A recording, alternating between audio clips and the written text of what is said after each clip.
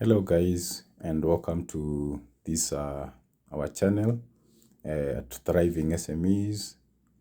I'm your friend, I'm your host, CPA Cyrus Murage, and it's always a pleasure. Thank you for the subscription, thank you for the time you've taken, and listen to our content. I believe this content is helpful to you and to your businesses. Remember, at Thriving SMEs, we say we need to challenge ourselves to turn our businesses from thriving mode and from surviving mode, to thriving mode. And today we go right into it. As you may be aware, this is the tax filing season, especially for employed people or for employment income, and for businesses whose year end 30th June 2024. It's a 3-part series, and I believe it'll be helpful to us in case of you need any help. In case of anything, feel free to get in touch with us. So I'll get to our part 1, which is filing for individual tax return. And I think we'll just start by defining what is a tax return. And in the simplest form, a tax return is just a declaration. Most of the time it is understood like it is, it is a payment, but actually it's just a declaration. Payment will only come in if there's any liability or tax liability arising therefrom. So a tax return is just a declaration saying, this is how much money I made, this is how much maybe tax I've paid or is payable, and this is how much I've paid, and you'll be good to go. First, understanding what is a tax return, I would like us to go and look at different scenarios, especially for an individual, because this episode is about filing individual tax return. And the first scenario is about for somebody who just have what is called the employment income, or somebody whose income is deducted what is called the PAYE or the pay as you earn.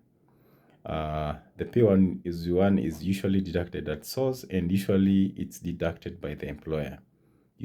They use what is called the graduated scale, the 10, 25%, and 30%, and they deduct that, and the same is sent to Kenya Revenue Authority or KRA, and whatever is accumulated over the year, from January to December, simply forms part of your tax credits. And when you come to the filing, unless you have extra sources of income, you are not likely to have any tax liabilities arising at that point. For you're just supposed to do a declaration or your return, and you should end up with a zero or maybe some slightly small amount or some payable or even a credit. So that concerns the PAYE. By the end of the year, everything is captured and paid, and most likely you have nothing to pay. You might also have a situation where you might have overpaid your taxes over the year. Maybe there was a miscalculation and you ended up paying more than you were supposed to do, so you might end up with a credit. And if such a situation arises, the best thing is always to apply for a refund. Usually when it's the PAYE, one thing you have to have no liabilities from the previous period for the system actually to allow you to apply for a refund.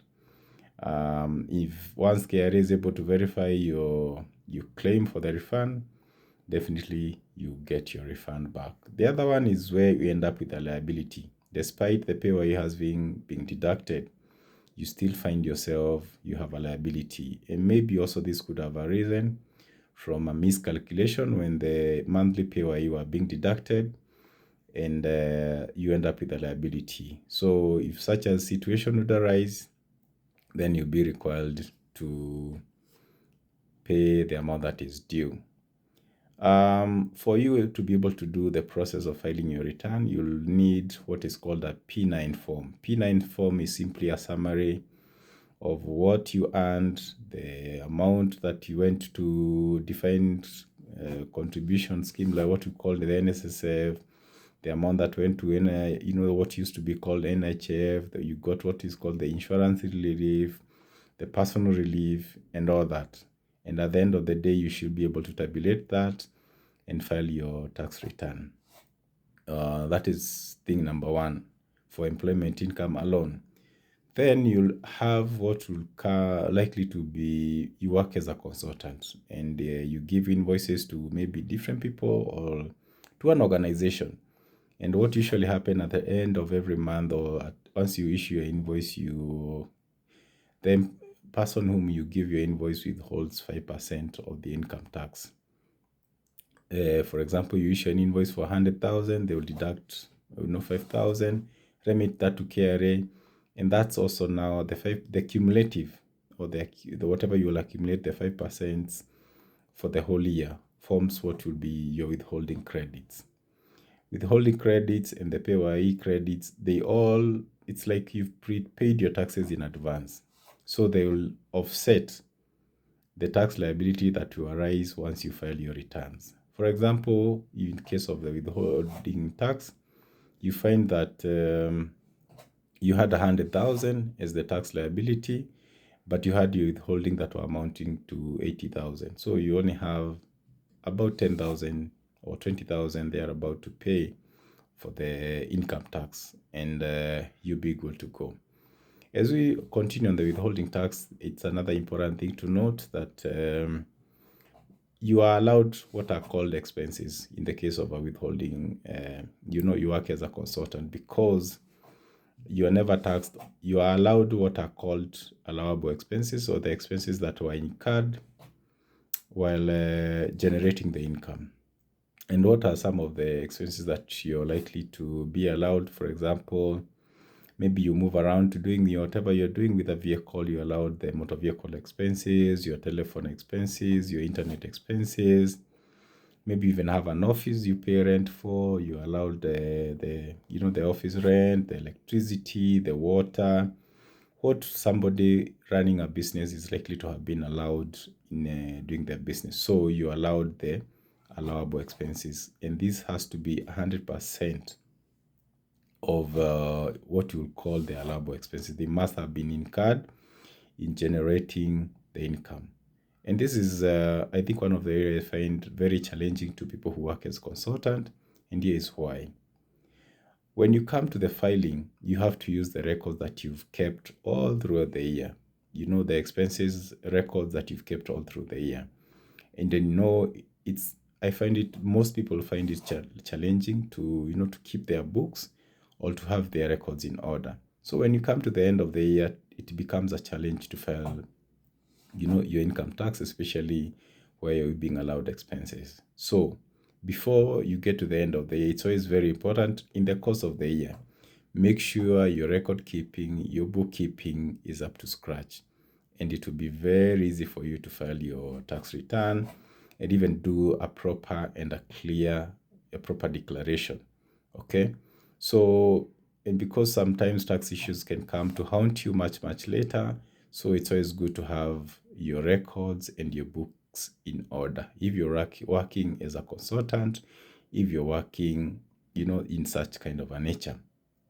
Also, you can have another situation where you have an APIN, but it's also for business. That will come to deal with it later. In case of a sole proprietor, you use your own personal PIN for filing the company's or your business income. So in that case, it plays out almost the same thing as the one working as a consultant. You're allowed the expenses and you need to do your complete set. So that will be in our next episode, and we're going to cover that into details. Okay, so what are some of the likely or some of the emerging issues that are likely to be very unique for the year 2024 tax return? One, there has been a lot of changes around what people call the NSSF, or what is called a defined contribution pension scheme. They have had a number of changes that happened throughout the year 2024, and the last one that happened was around December 27th of 2024. And that has really caused a lot of confusion, especially to those who used to make the payrolls. The rates were suspended, they came into force and all that. And people are not very sure, the ruling, I think, came around to they were supposed to be effective from 27th of December, and around that time maybe you find most of the people or businesses have already done their payroll, and effecting that might have been a challenge. So I think that's an area guys need to, to be careful or to check out for. It's likely to bring some challenges, but if you get somebody who really understand that, they should be able to help you. Another thing is about the insurance schemes, those with the health insurance schemes, especially the NHF. There has also been changes that happened during the year. The rates were changing, they were being effective. So that's another area that guys are likely to face the challenges. So it's important to have somebody who understands the changes and how they should have played out in the, in your tax returns for you to be able to file a proper and a correct tax return. Another thing that is in the course of filing, you could possibly, face is also missing credits in your ledger. Sometimes, these systems are not perfect. The iTax is neither perfect in itself. So you might find that some of your credits are missing from your ledger. Highly unlikely, but at times it happens. So you might file your return as your P9, but then you find you have a tax liability to pay. And maybe also on that note, you also find your employer did not, though they deducted the PAYE, but they did not remit that to KRA. So once you file your return, the money, you end up with a payable, or KRA will be demanding that amount from you. So that may not be a very big challenge because you just need to contact KRA, and then maybe the employer will be followed up to make the necessary payment. But it's very important for you to always make sure you have your P9, which has been stamped by employer, to confirm that this is what you earned, and that was whatever was deducted was remitted to KRA, and KRA will now follow it up with your employer so that the amount doesn't become, payable from your end. Another thing that you might also find for those of us, or for those who will use, instead of using the P9, they're going to auto-populate the system generated figures. Sometimes, especially with the new systems, you find they might not, or they might not.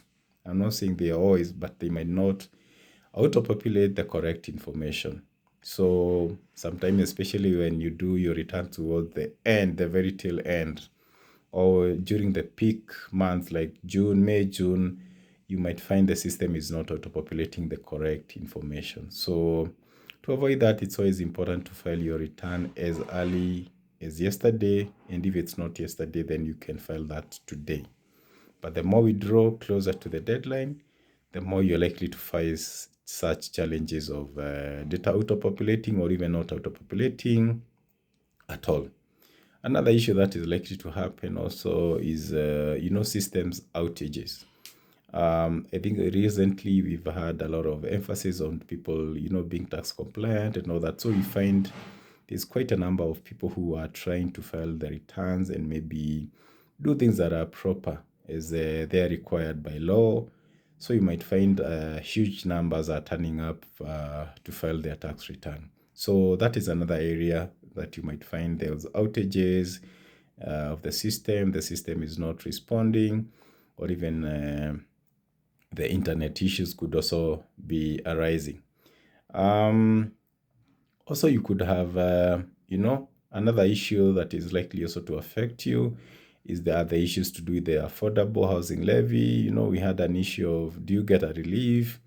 Until now, when it was made to be, an untaxable, it became non-taxable. That is, before you get your taxable pay, this amount that you contribute to affordable housing, they are usually deducted from your pay. So let's say you're making 100,000, your affordable housing levy is 1,000. So whatever is taxable is 99,000. So that is another area, and there have been changes within the course of the year. So it's important to bear that in mind. and to be able to navigate that thing in the right way. The most important thing for employment income is making sure you get a P9 from your employer. It's very important. So get a P9, you can you can file for yourself, you can talk to the accountant, or you can go to the cyber and make sure you do the right thing at the right time. So those are the possible challenges that are you're likely to face, and the possible solution. So we've talked about the possible solutions, and maybe the last thing somebody would ask, why is it important for me to file my tax return? Of course, the first thing, it's the patriotic thing to do, doing what is required by the law of the land.